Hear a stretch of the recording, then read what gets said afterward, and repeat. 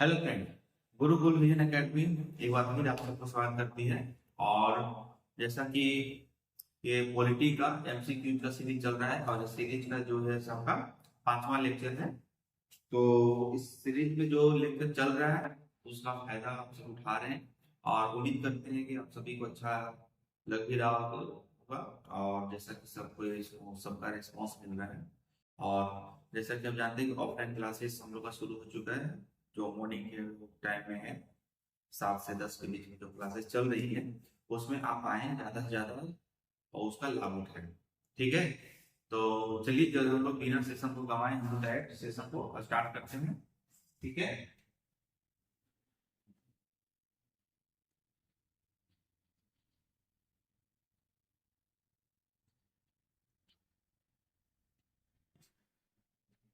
चलिए शुरुआत है। जैसे देखिए हम लोग 200 क्वेश्चन कर चुके हैं और आगे का देखेंगे संवैधानिक उपचारों का अधिकार। ठीक है,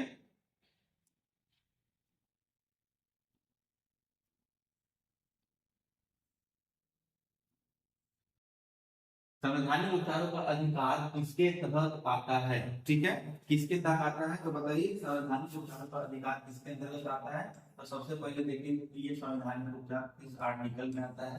तो ये संविधान के भाग 3 और आर्टिकल 32 आता है। अब तो पकड़ ही लेंगे होंगे कि आर्टिकल 32 है यानी क्या है आपका मौलिक अधिकार हो जाएगा।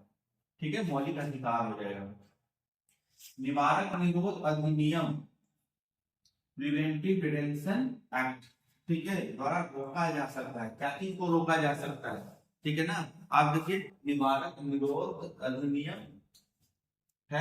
तो निवारक निरोध अधिनियम कब लाया जाता है? जब देश में कोई अनरेस्ट पैदा हो जाता है या किसी राज्य में कुछ आतंकवादी गतिविधियों का जब अंदेशा लग जाता है या इमरजेंसी का टाइम है या कुछ भी ऐसा सिचुएशन जो देश के जो डिग्निटी है उसकी संप्रभुता है उसको हानि पहुंचे या किसी भी समाज के मेंबर को या एक समाज के एक कम्युनिटी को किसी तरह से समस्याएं अगर आती हैं तो उसके लिए क्या कर उसके लिए ही निवारक निरोध अधिनियम लाया जाता है। आप उसमें क्या क्या छीन लिया जाता है? आपका आजादी का हक छीन लिया जाता है। आजादी का हक छीन लेना यानी कि आप आर्टिकल 21 से जोड़ के देख सकते हैं इसको।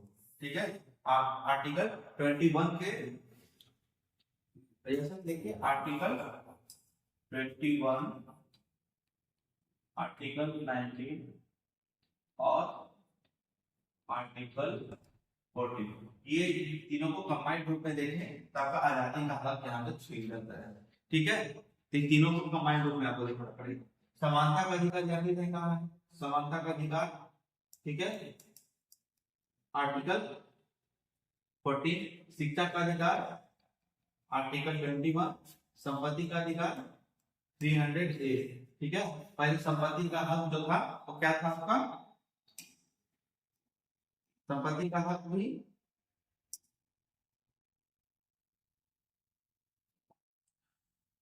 हाँ, संपत्ति का हक भी आपका क्या था? मौलिक अधिकार था। ठीक है, लेकिन हिंदी में से भारतीय संविधान किसकी गारंटी नहीं देता है? किसकी गारंटी नहीं देता है? तो बताइए किसकी गारंटी नहीं देता है? देखिए अगर इस तरीके से देखें तो आपका ये भी देता है, सभी देता है। ठीक है ना, समानता का हक, ठीक है, आर्टिकल आर्टिकल 14। धार्मिक आजादी आपका हो गया, समता का हक 18 तक हो गया, आपका आजादी का हो गया 25 से आपका 30 हो गया। संवैधानिक उपचारों का आर्टिकल 32 हो गया और सभी को शिक्षा का हक अगर देखें तो आर्टिकल 21 में दिया गया सभी को। लेकिन यहाँ पे सभी वर्ड है इसलिए यहाँ पे इसको हटा सकते हैं हम लोग, लेकिन इसमें हटाया नहीं जा सकता क्योंकि सभी को शिक्षा का अधिकार है। ठीक है, चाहे आपका डीपीएसपी हो या फंडामेंटल राइट हो, दोनों में दिया गया है तो इसका सभी आंसर होगा। लेकिन अगर क्लोज आंसर के रूप में देखें तो इसका आंसर डी होगा। ठीक है, आगे हम लोग आते हैं।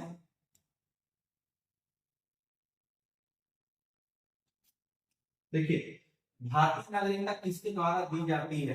भारतीय नागरिकता किसके द्वारा दी जाती है? तो सबसे पहले देखिए हम लोग संसद के द्वारा दी जाती है। किसके द्वारा? संसद के द्वारा दी जाती है। और संसद में भी संसद में भी गृह मंत्रालय के द्वारा दी जाती है।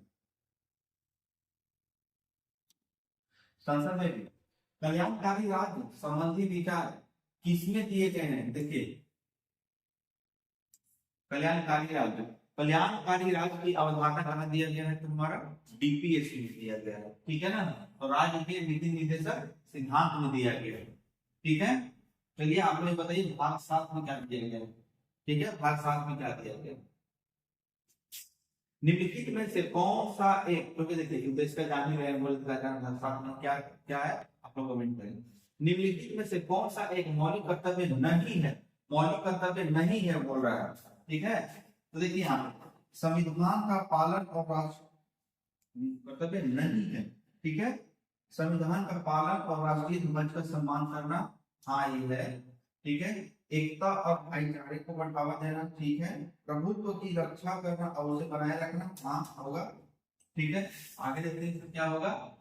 देखिए आपका ये सैन्य, इसका आंसर डी होगा। सैन्य और शिक्षा के दिन सभी उपाधियों का उन्मूलन। देखिए क्या बोल रहा है? सभी उपाधियों का उन्मूलन। ये संविधान के भाग 3 आर्टिकल आपका कौन सा रहेगा? 18, ठीक है ना। उपाधियों का अंत कहाँ किया गया है? आर्टिकल 18 में किया गया, आर्टिकल 18 में किया गया, ठीक है। आगे देखते हैं हम लोग, मूल अधिकारों को लागू करने के संबंध में रीट जारी करने का अधिकार किसको है? ठीक है ना, ठीक है। रीट जारी करने के अधिकार में कौन है? तो देखिए रीट जो जारी किया जाता है वो सुप्रीम कोर्ट और हाई कोर्ट के द्वारा किया जाता है, इसमें लोअर कोर्ट के द्वारा रीट जारी नहीं किया जाता है। तो इसका आंसर होगा सर्वोच्च न्यायालय और उच्च न्यायालय। भारतीय नागरिकता निम्नलिखित में से किन तरीकों से प्राप्त की जा सकती है? ठीक है, ठीक है। किन तरीकों से प्राप्त की जा सकती है? तो आपका 5 तरीका से, ठीक है, 5 तरीकों से। किस अधिनियम ने नस्ल, धर्म, राष्ट्रीय मूल के आधार पर भेदभाव को निषेध कर दिया? ठीक है ना। किस पे? कौन सा अधिनियम बताइए? कौन सा अधिनियम? तो नागरिक अधिनियम के द्वारा किया गया था, ठीक है।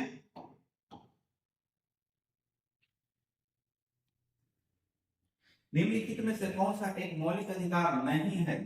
मौलिक अधिकार नहीं है, ये तो आप लोग बता ही सकते हैं। लगातार रिपीट हो रहा क्वेश्चन। कौन सा नहीं है? आपका संपत्ति का अधिकार मौलिक अधिकार नहीं है, मौलिक अधिकार नहीं है। ये क्या है? आपका कानूनी अधिकार है। शिक्षा का अधिकार जान रहे, आर्टिकल 21 हो गया। स्वतंत्रता का अधिकार जान रहे, 19 हो गया। शोषण के विरुद्ध आर्टिकल हो गया आपका कितना? 23 एंड 24 हो गया, ठीक है। भारतीय संविधान के अनुसार किस परिस्थिति के अंतर्गत अभिव्यक्ति की स्वतंत्रता नागरिकों से छीन ली जाती है? क्या छीन ली जाती है? इसके तहत की छीन ली जाती है, ठीक है। भारतीय संविधान के अनुसार सेंसरशिप के तहत ये सेंसरशिप वो नहीं है ना, फिल्म बोर्ड वाला नहीं है, ये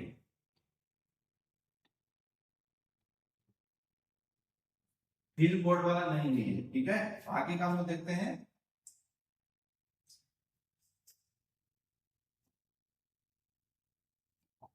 भारत के संविधान के किस भाग में अंतरराष्ट्रीय शांति और सुरक्षा को बढ़ावा देना वर्णित किया गया है?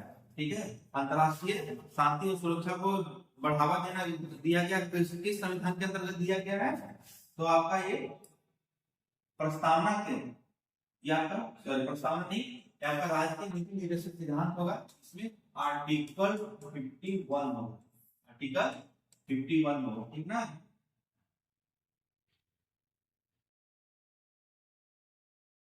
आर्टिकल 51 इसमें कौन सामाजिक अधिकार के अंतर्गत नहीं आता है? सामाजिक अधिकार के अंतर्गत नहीं आता है, सामाजिक अधिकार के अंतर्गत नहीं आएगा। बताइए इसमें कौन सा होगा आपका? ठीक है, जीवन का अधिकार। देखिए यहाँ पे ये बताया गया है कि मतलब इसके पीछे का निहितार्थ क्या सामाजिक अधिकार का मतलब कि आप इसमें देखिए कि क्या पूछना चाह रहा है। देखिए अगर हम फंडामेंटल राइट को जानते हैं, फंडामेंटल राइट को जानते हैं, तो यहाँ पे 2 दिया गया है। एक दिया गया आपका सामाजिक अधिकार दिया गया है और एक आपका राजनीतिक अधिकार दिया गया है।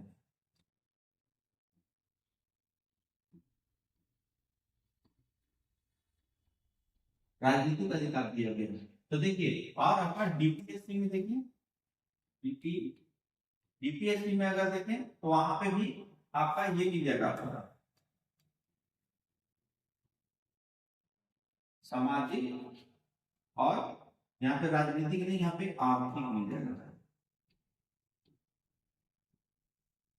आर्थिक अधिकार। ये कहाँ मिलेगा आपको? डीपीएससी, देश राज्य के नीति निर्देशन सिद्धांत में। ठीक है, तो यहाँ पे देखिए जीवन का अधिकार आप अपना खुद से जोड़िए, आर्टिकल 21 है।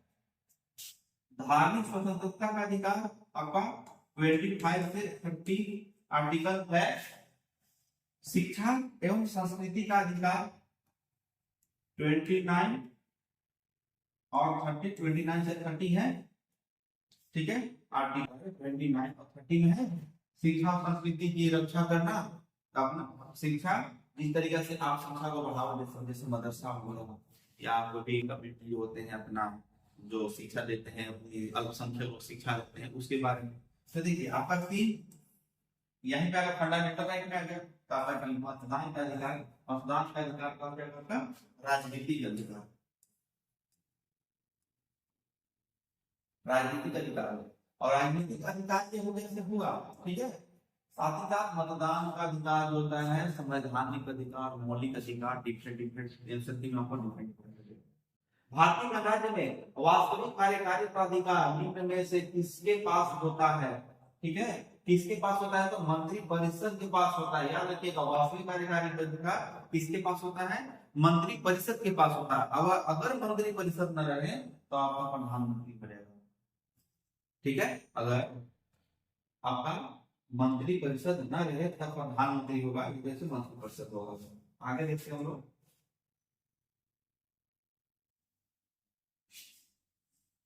देखिए भारतीय संविधान में के यहाँ पे कर दीजिए, भारतीय संविधान के अनुसार निम्नलिखित में न्यायालय में कौन प्रवर्तनीय है? प्रवर्तनीय है। ठीक है, तो आपका मूल अधिकार प्रवर्तनीय है। आप नीति निर्देशक सिद्धांत प्रवर्तनीय नहीं है, ये अप्रवर्तनीय है।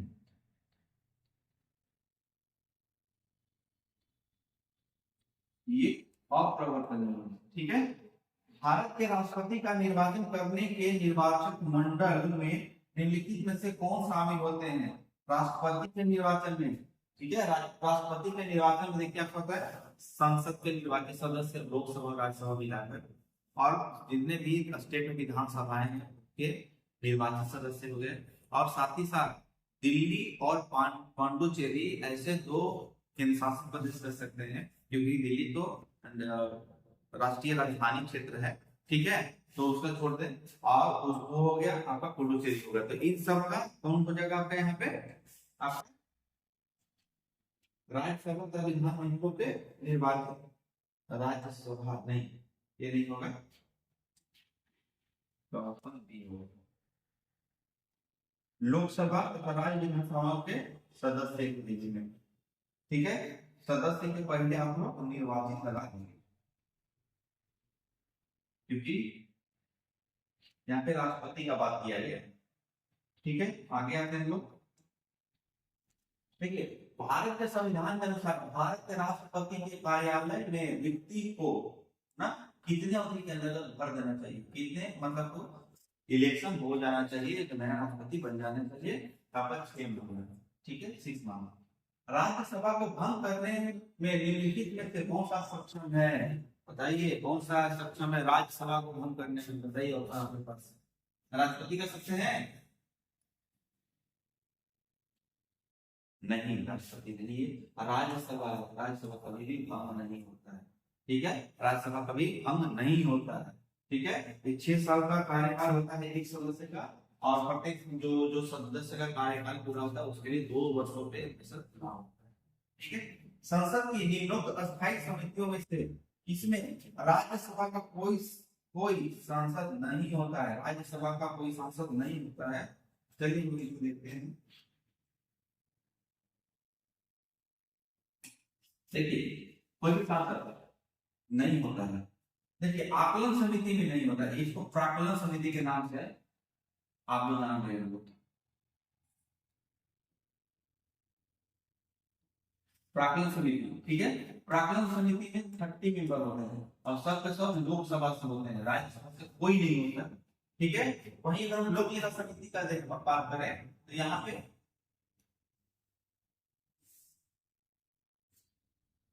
अगर लोक लेखा समिति का बात करें तो इसमें कितने मेंबर होते हैं? 22 मेंबर होते हैं, 22, ठीक है। 15 हो गया आपका लोकसभा से और 7 हो गया आपका राज्यसभा से, याद रखिए, ठीक है। उसी तरह से लोक उपकरण समिति हो गया, ठीक है, और सरकारी आश्वासन समिति हो गया। तो सरकारी आश्वासन समिति में आपका 15 मेंबर होता है, लोक लेखा समिति में आपका लोक उपकरण समिति में 9 मेंबर होते हैं, ठीक है। इसको याद रखिएगा, ठीक है। आगे, भारत में राष्ट्रपति के चुनाव संबंधी विवाद के मामले को निम्नलिखित में से किसके पास भेजा जाता है? ठीक है, राष्ट्रपति है भाई, राष्ट्रपति है तो देश के प्रथम व्यक्ति है, सुप्रीम है, ठीक है। तो सुप्रीम है तो कहा जाएगा, तो सुप्रीम कोर्ट जाएंगे, उनका जो भी विवाद होगा वो सुप्रीम कोर्ट में ही किया जाएगा, ठीक है। भारत के राष्ट्रपति को निषेधाधिकार है? निषेधाधिकार है, हाँ तो हाँ है, वो निषेध कर सकते हैं, पॉकेट वीटो हो गया, या किसी भी विधेयक को रिटर्न कर सकते हैं, रिटर्न कर सकते हैं कि नहीं इसमें आप सुधार कीजिए। लेकिन फिर अगर संसद सुधार करके या वैसा ही रूप में भेज देती है तो उसको राष्ट्रपति की बाध्यता हो जाती है और उसको साइन करना पड़ जाता है, ठीक है। आगे का हम क्वेश्चन देखते हैं। वह अधिकतम अवधि कितनी होती है जिसका संविधान अनुच्छेद 356 अधीन राष्ट्रपति द्वारा जारी की गई संसद द्वारा पढ़ाई हुई सामान्यतः लागू रख सकती है? लागू रख सकती है कितना? 6 महीना, ठीक है। राष्ट्रपति शासन अधिकतम 3 साल तक लगाया जा सकता है और उसको 6 महीना के पीरियड को उसको पढ़ाया जाता है, ठीक है। भारत के उपराष्ट्रपति के निर्वाचन के लिए निर्वाचक मंडल कौन होता है? ठीक है, क्या होता है? इसमें विधानसभा है, विधानसभा नहीं होता है, ठीक है। लोकसभा और राज्यसभा के निर्वाचित सदस्य, संसद के दोनों को सदनों के सदस्य यहाँ पे भी निर्वाचन छोड़ दीजिए, ठीक है। केवल राज्यसभा के तहरीर छोड़ दीजिए, आपके पास एक ही है, दोनों संसद के दोनों सदनों के सदस्य जो होते हैं वो चुनाव करते हैं, उसमें मनोनीत सदस्य भी अपना उपस्थित दर्ज कराते हैं। आपका हो गया इधर, इसका कौन हो गया आपका? संसद। निम्नलिखित में किस अनुच्छेद के अधीन किसी राज्य में संवैधानिक व्यवस्था को भंग घोषित किया जा सकता है? किसी राज्य में संवैधानिक व्यवस्था? तो आर्टिकल 356 जानिए, आर्टिकल 356 में राष्ट्रपति शासन के द्वारा जो स्टेट होते हैं वहां के शासन को, वहां विधानसभा को भंग किया जा सकता है। आगे देखते हैं, युद्ध या बाहरी आक्रमण के कारण संविधान के किस अनुच्छेद के अधीन, ठीक है, अनुच्छेद के अधीन आपात स्थिति की घोषणा की जा सकती है? देखिए तो जानिए आर्टिकल 352 के अधीन ये किया जाता है। अनुच्छेद 352 के अंतर्गत लागू आपात स्थिति के दौरान निम्नलिखित में से किस संवैधानिक उपबंध निलंबित रखते हैं? कौन सा निलंबित रहते हैं? देखिए, निधि निर्देशकता तो नहीं होगा, संशोधन प्रक्रिया नहीं होता है, ठीक है। एक ऑप्शन का मूल अधिकार है, एक और ऑप्शन देख लेते हैं, न्यायिक समीक्षा, ठीक है। तो न्यायिक समीक्षा मूल अधिकार को भी हनन किया जा सकता है, ठीक है। याद रखिएगा ये किया जाता है आर्टिकल 358 और 359 इसके अंतर्गत किया जा सकता है, ठीक है। क्या है प्रोविजन हम लोग आगे देखेंगे, ठीक है। लेकिन न्यायिक समीक्षा किया जा सकता है उसका, याद रखिएगा उसका न्यायिक समीक्षा किया जा सकता है। निम्नलिखित में से कौन से, यही है ना 352, ठीक है। आगे देखते हैं लोग, निम्न में से कौन से अनुच्छेद आपातकालीन उपबंधों से संबंधित है? आपातकालीन कौन होगा इसका? तीनों होगा। देखिए 52 में क्या हुआ आपका? नेशनल इमरजेंसी लग गया। 56 में क्या हुआ आपका? जो राष्ट्रपति शासन जो लगता है, मतलब स्टेट,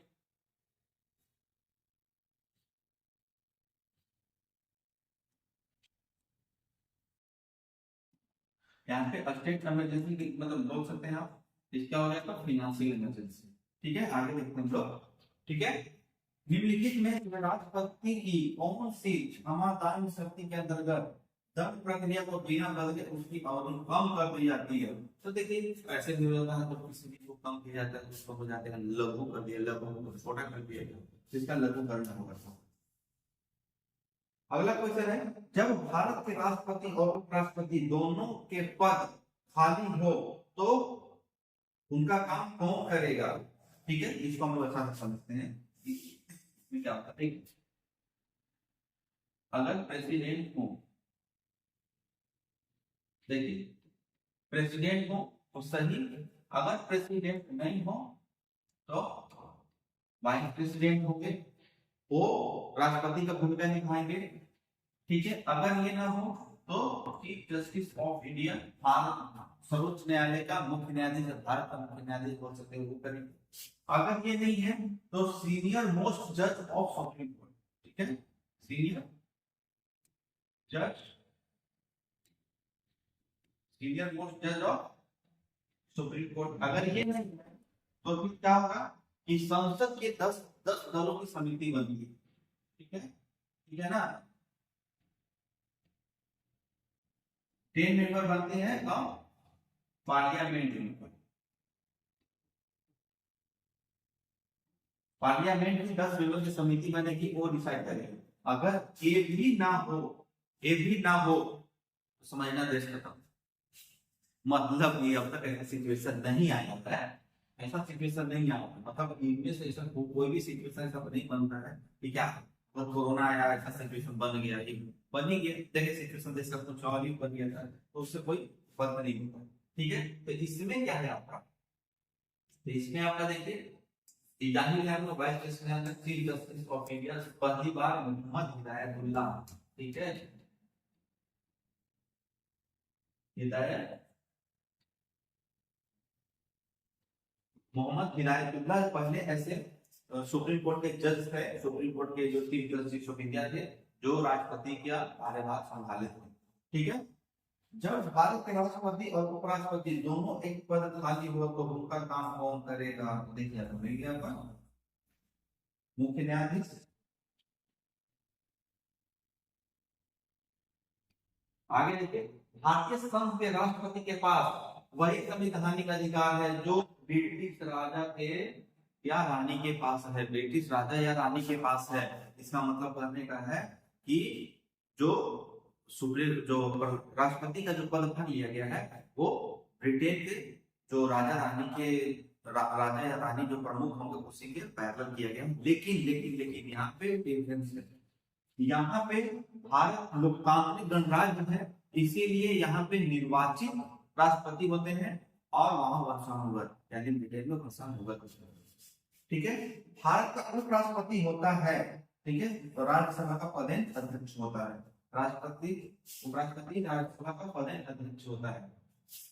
भारतीय गणतंत्र का वह कौन सा राष्ट्रीय राष्ट्रपति था जो सदा भारतीय धर्म निर्देशिका को सर्वधर्म समभाव करता था?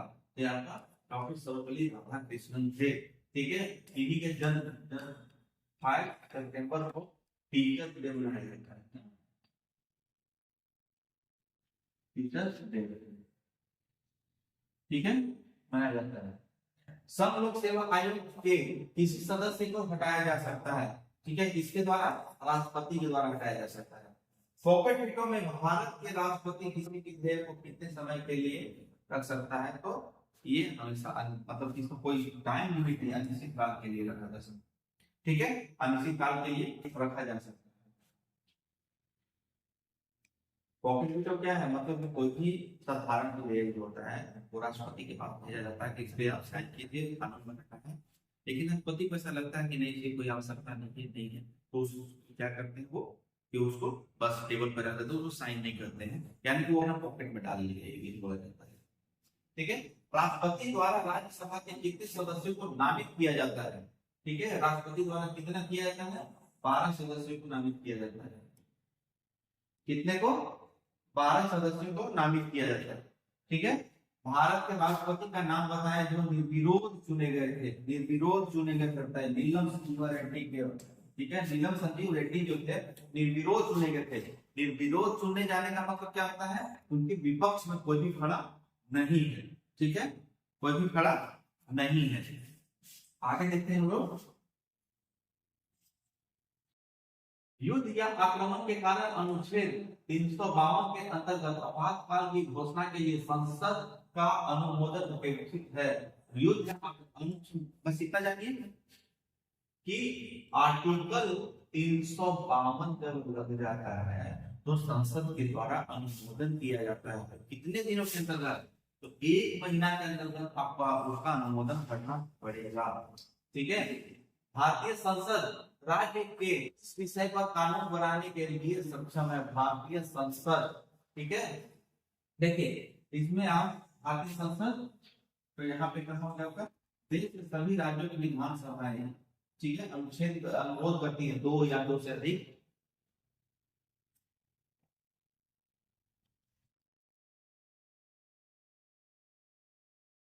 तो देखिए हम लोग क्या कहते हैं कि देश के सभी राज्यों की विधानसभाएं इसका अनुरोध करें, तब तब जो भारतीय संसद है वो इसमें आपका राज्यों के लिए कानून, जैसे कि देखिए राज्यसभा कानून आर्टिकल अगर हम देखें 249 के अंतर्गत आकर देख सकते हैं। ठीक है।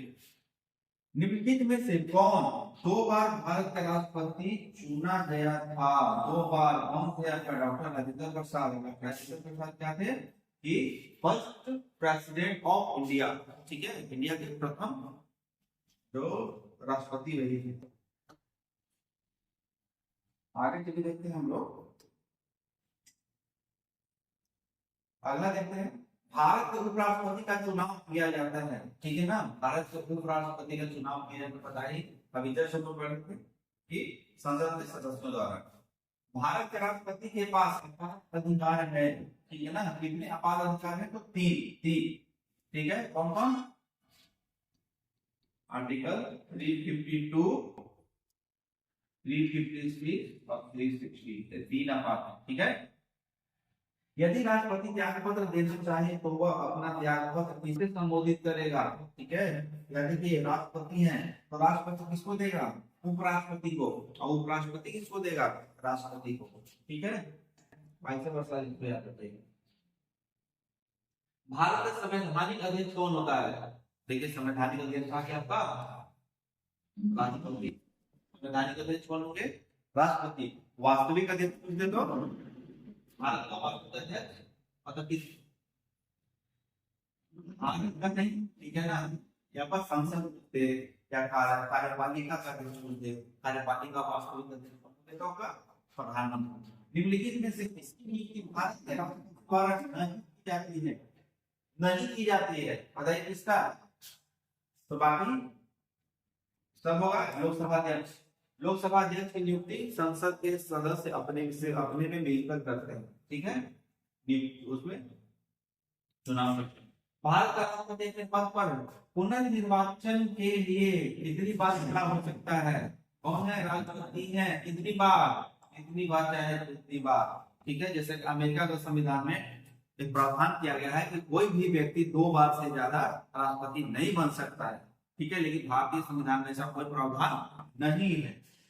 भारत के प्रधानमंत्री का कार्यकाल कितना होता है? भारत के प्रधानमंत्री का कार्यकाल कितना होता है? जब तक उसे बहुमत प्राप्त होता है ना लोकसभा में, जब तक बहुमत प्राप्त है तब तक वो प्रधानमंत्री बना रहेगा। जैसे ही बहुमत खत्म होता है, सरकार गिर जाएगी, प्रधानमंत्री का कार्यकाल खत्म। आगे का देखिए, आर्थिक मामलों की मंत्रिमंडल समिति ने हाल ही में, ठीक है, राष्ट्रपति उपराष्ट्रपति राज्यपाल का वेतन वृद्धि की है। देखिए ये डेटा, ठीक है, ये डेटा आपको याद करने की जरूरत नहीं। देखिए प्रेसिडेंट का कितना है? 5 लाख।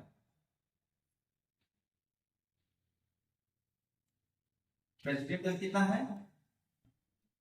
5 लाख। ठीक है, वाइस प्रेसिडेंट का कितना है? 4 लाख। ठीक है, और इसका राज्यपाल ना गवर्नर, राज्यपाल का कितना है? 3.5 लाख। ठीक है, देखिए यही है, यही स्लैब है। अब बाकी अपन चेक कर लीजिए, वो तो इंटरनेट पर सही मिल जाएगा। ठीक है, देखिए यही आपका सैलरी है। ठीक है, आगे क्वेश्चन देखते हैं हम लोग। भारत का प्रधानमंत्री निम्नलिखित किस प्रक्रिया द्वारा बनाया जाता है?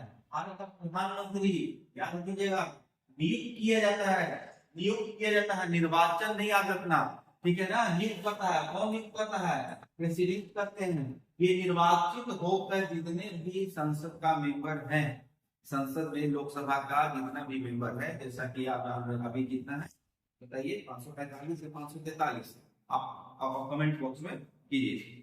तो जितने भी मेंबर हैं वो निर्वाचित होकर आएंगे और उसी में एक बहुमत दल का नेता चुना जाएगा, नेता चुना जाएगा। और उस नेता को जब चुना जाता है तो उसकी नियुक्ति प्रधानमंत्री के रूप में राष्ट्रपति के द्वारा किया जाता है, ठीक है। नियुक्त किया जाता है किसके द्वारा? राष्ट्रपति के द्वारा। तो याद रखिएगा, भारत के उपराष्ट्रपति का पद लगातार 2 बार कौन रहे? संविधान में सर्वपल्ली राधाकृष्णन रहे। राष्ट्रपति द्वारा संसद में एंग्लो इंडियन समुदाय के कितने सदस्य नामित किए जा सकते हैं? तो एंग्लो इंडियन समुदाय के लोगों को, लेकिन अब ये समाप्त कर दिया गया है, ठीक है। कम से 100 कॉन्स्टिट्यूशनल अमेंडमेंट के द्वारा